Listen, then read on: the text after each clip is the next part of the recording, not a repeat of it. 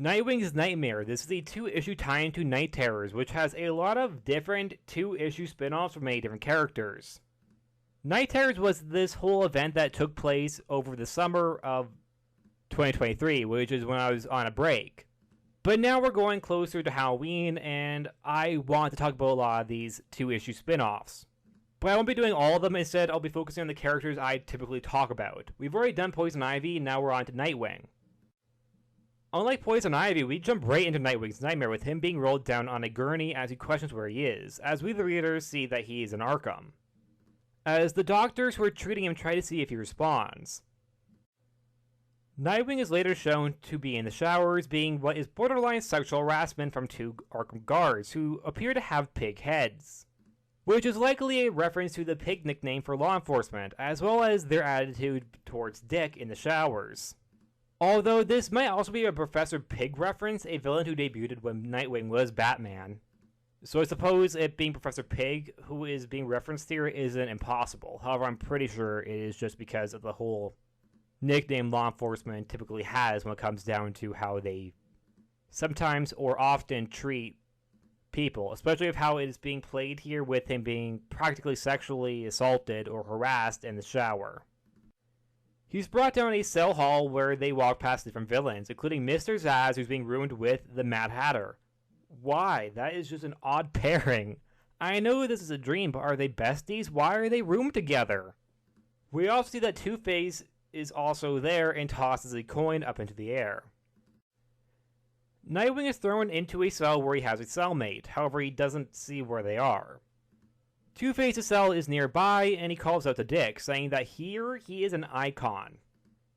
However, Dick has no idea what he is talking about until he sees flashes of memories. However, he doesn't fully get to see them, but according to Two-Face, he is a monster just like the rest of them.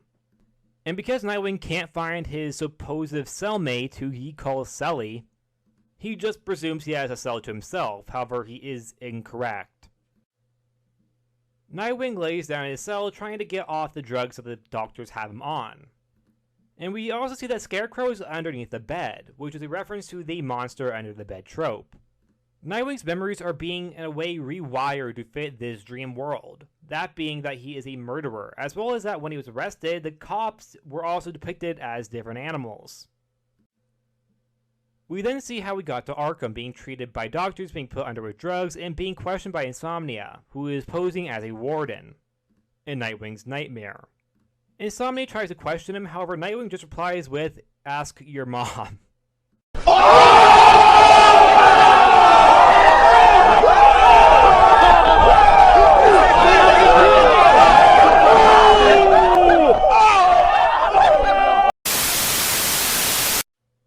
Nightwing is put through shock therapy, as well as we see the doctors are mice. Or are they rats? Maybe it's a reference to when Batman forced him to eat a rat in the Batcave.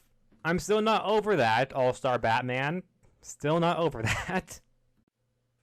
Nightwing tries to fight his way out of this room from doctors and guards, but then 2 of the doctors call Nightwing Honey, which really weirded me out at first, but then the actual reason was revealed. They pull off their animal skin mask to show that they are zombie-like versions of his parents, Mary Grayson and John Grayson, the whitest names ever. The art here, in my opinion, is very good. It very much displays these undead figures standing in front of Nightwing. Although I could see some people being kind of annoyed that they once again went to dead parents. It's a classic in superhero stories. However, they disintegrate in front of him, as Nightwing suspects that someone is in his head, maybe Mad Hatter or Scarecrow, which I suppose makes a lot more sense than a demon putting him to sleep. There is a one-way mirror in the room and he crashes through it, landing on the other side to find Insomnia, as Nightwing quickly puts it together that somehow this dream isn't actually just a regular nightmare, but it's somehow altering his own memories, with every part of his mind being compromised. But he is still fighting it. I think this is a great display of Nightwing as a character, as it shows him piecing it all together in this story. As well, yes, technically he thought it might be Mad Hatter or Scarecrow. He was very close to Insomnia, as he knows someone is messing with his mind and somehow altering his memories. He just didn't think it was Insomnia because, well, he never met the guy. He's Nightwing, not Batman. He doesn't randomly know every single demon on the face of the planet and just knows who everybody is. Instead, Nightwing knows that someone is very much playing around in his head and is very much trying to resist and fight whatever the hell is going on here. It also is pretty impressive because not all the characters who got these 2-issue spin-offs figured out what was happening in the very first issue. So that, in my personal opinion, is very impressive for Nightwing to do. Nightwing ends up back in his cell where Scarecrow is back underneath the bed, who Nightwing knows is there and tries to tell him to get out. He says, "I'm quite content to remain here, thank you." Which, I'll be honest, did make me laugh. But not Nightwing though, he throws the bed to see that no one is underneath there. But Insomnia is talking to him about his anxiety, guilt, and fear of abandonment. Although Insomnia does try to throw him a curveball by having Scarecrow then appear in his cell, which does result in Nightwing being convinced that it's Jonathan Crane doing this to him. We also see false memories of Batgirl shouting at him, "What has he done?" And we see what it is that everyone thinks that he's an icon around Arkham for, that being that he supposedly killed Batman in this nightmare. As we hear Two-Face congratulate Nightwing for doing it, as well as Scarecrow proposing a prison break. But then someone new is being dragged in, having been arrested. And the issue ends with a terrifying image of Batgirl as a cyborg, which isn't the only time in these nightmare stories where Batgirl is a cyborg. The Punchline comic also had a robotic Batgirl, but not as scary as this. This is actually nightmare fuel, oh my god. But it definitely works in my personal opinion, however one might not be a big fan of seeing Barbara in this way.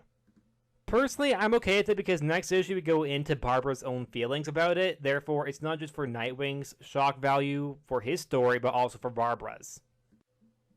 This, so far in my opinion, is probably one of the strongest Night Terrors tie-ins. Also, unlike Poison Ivy's, this concept of nightmares isn't lost, as Poison Ivy's nightmare wasn't really a nightmare.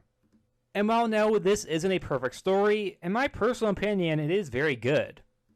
With some really interesting panels with very trippy imagery, as well as some insights on how Nightwing views things, as well as his own personal fears of himself, with how he sees law enforcement as pigs or different animals, or also how he's being harassed in the showers, which might be a reference to how the character has been mistreated in an inappropriate context over the years, with the character being assaulted multiple times as well as being even raped by Tarantula.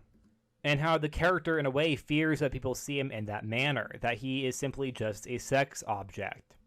Although that might just be my personal view of this story. It could also just be seen as a fun Nightwing story with some very horror-ish type elements thrown in it. Now, characters being in Arkham is not new. Neither is dreams about being in Arkham. Batman did it multiple times. However, those stories usually have a more or less noir type feel to them, which isn't the case here. Here it feels very much more like an actual horror show, which I really like. But of course, everybody has their own opinion, and this is just mine. You very much could feel very different about this and might just really dislike it. Or you might think it's meh, or think it's okay. Issue 2 has, in my opinion, a okay cover. Not the best, but not bad, just kind of generic. This issue starts off with Nightwing calling out to Barbara as she's forced down the hall by the pig guards. As Scarecrow tells Nightwing that they should stop making so much noise. As he says, when Black Canary did the same, it didn't end well. Scarecrow shows Nightwing a map of the prison that he has made, but the map is very muddled and practically useless as Scarecrow says that this world constantly changes, as well as some implications that this might actually be the real Scarecrow, and not just a nightmare figure like Two-Face was earlier.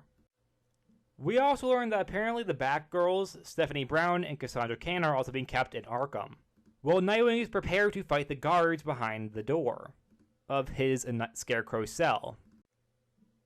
Nightwing and Scarecrow are brought into the mess hall last, but they do go into it with the guards having been there to let them out.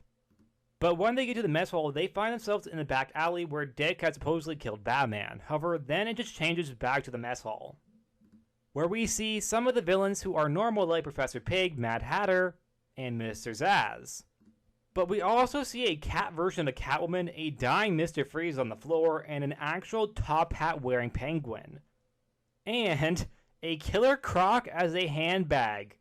Okay, I get the others, but why is Killer Croc a handbag?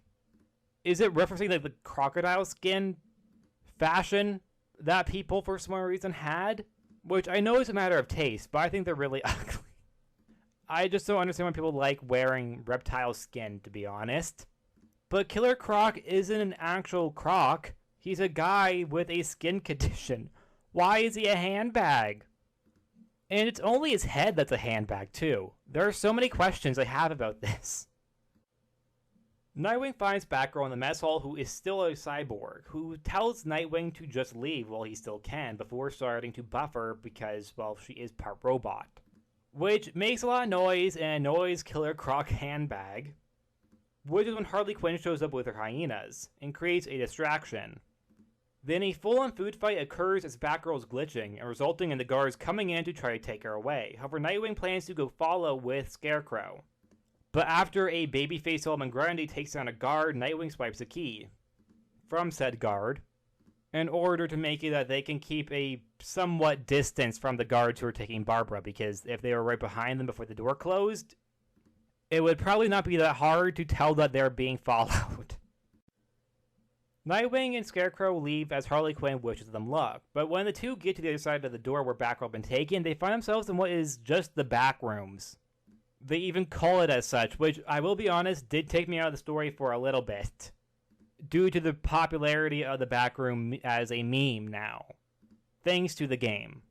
But the back rooms is an actual thing from before the game, with it being an urban myth. However, it definitely became a lot more popular and is probably only in this comic because of it. Scarecrow remembers an attempted breakout with the Architect, who had recently went missing into the back rooms. They've been communicating via walkie-talkies, and the one that Scarecrow has with them at the moment just randomly became active again. Architect talks to Nightwing and Scarecrow, telling them where they are. And Nightwing and Scarecrow go look to find him, only to find his dead body. Despite the fact they were just talking to him, and he was only missing for 3 days, yet he was decaying. But then the body moves to taunt Nightwing before he can hear Oracle's voice telling him to back down, that Architect is already dead, it does not matter. Although I would argue it kind of matters. He might be dead, but he's definitely still a zombie. That's like saying Blackest Night doesn't matter. They find a door down to the basement area with Nightwing and Scarecrow finding a hung-up robotic Batgirl wires all around, which is, in my opinion, a very gruesome sight. Whether there's supposedly being a bug in her heart, as in like an actual bug. But Nightwing takes it out and helps her. We also get confirmation from Batgirl that she is the real Batgirl. As she tells Nightwing and Scarecrow, she's figured out there is some type of shared nightmare. Batgirl's worst fears are being too reliant on computers, likely because of not wanting to retire being Batgirl. I'm not entirely sure if I agree with that idea of the character's worst fear being that she'll be too reliant on computers. But that is the reasoning here. Scarecrow's worst fear, because apparently this is actually the real Scarecrow, is that he's afraid of everything. Which is really interesting to me, but they don't really talk about it. But yet, what's Nightwing's? And that's when Insomnia appears, recreating a circus tent, similar to that of the one where his parents had died. A murderous Batman appears with Scarecrow, Batgirl, and Nightwing having to work together to deal with both Batman and Insomnia. With Nightwing fighting Batman, Nightwing's nails become talons. As Batman Liz thinks that Nightwing feels somewhat shameful, including his lustful activities, which makes me think that I was right about the whole him being seen as a sex object being a fear of his. Batgirl does hold off Batman, giving Nightwing the chance to follow Insomnia up the ladder, but he turns into Zuko. But that doesn't scare Nightwing. He jumps into action, saying he's dealt with this demon before. Nightwing jumps down, being caught by Scarecrow. Well, Batgirl's been joined by the Batgirls, Cassandra and Stephanie, who are also real, having dealt with their own demons, and they find a way out. While the Batgirls go, Nightwing doesn't just leave yet, because he goes back for Scarecrow, since, after all, he is a real person. And Jonathan Crane did just save his own life. Nightwing's, that is. And if it wasn't for him, they wouldn't have gone this far, so Nightwing really owes Scarecrow one. But Scarecrow argues that he should just leave him to die, but also in a way where Crane implies he'll be fine and doesn't want to just leave, not yet at least. with Nightwing telling me he won't forget the help that he's given him, because after all, if it wasn't for Scarecrow, Nightwing would have been so screwed before Nightwing leaves and wakes up in his own bed. But we also see that Scarecrow tries to make a deal with Insomnia, so he's still a villain. And that's it. This, in my opinion, is one of the strongest of the Night Terrors. It follows through the idea of the nightmares, and I think not only for Nightwing, but also Batgirls and Scarecrow. Even if I think the concept of Barbara being afraid of being a computer is a little odd, it does fit with the tone of what this story is trying to go for, and it does work even if I don't necessarily agree with the idea that that's her worst fear. The Nightwing and Scarecrow parts of this story, in my opinion, are great. Nightwing comes across as very, very competent with how the fact of the character figures it all out. And Batgirl definitely, to her credit, also figures a lot of stuff out. However, to be fair, I'm pretty sure it's because she's half computer, which she herself even references, so I'm pretty sure she kind of cheated a little bit, but Barbara is always very smart. Scarecrow, on the other hand, is, in my personal opinion, a great foil for Nightwing, which really surprised me because I wouldn't think of all the villains, it would be Scarecrow who I think would have the best chemistry with Nightwing. And I think this story is a great Scarecrow story. Personally, I think it is. And I think it really displays how the character is not just a one-note, ooh, you're gonna fear type of villain, but instead has alternative motives and even goes as far as even helping the heroes in order to achieve them. It is, in my personal opinion, yet again, personal opinion, because a lot of these stories are getting a lot of hate on them, including this one. This story, personally, is very solid. But, yet again, my personal opinion, I just want to make that very, very clear. You can absolutely hate this. The reason I'm trying to make that clear is because I've seen so much hate about these tie-ins online that I'm slightly afraid to give one a good review. I did the same with Poison Ivy, although I did nitpick a little bit of Poison Ivy. But that was just because the concept of it being a nightmare felt kind of lost. Regardless, what are your thoughts on Nightwing Night Terrors? Do you like it? Do you not like it? Do you absolutely hate everything I said in this video? Leave that all down below. Please like, subscribe, and I'll see you guys next time. Bye!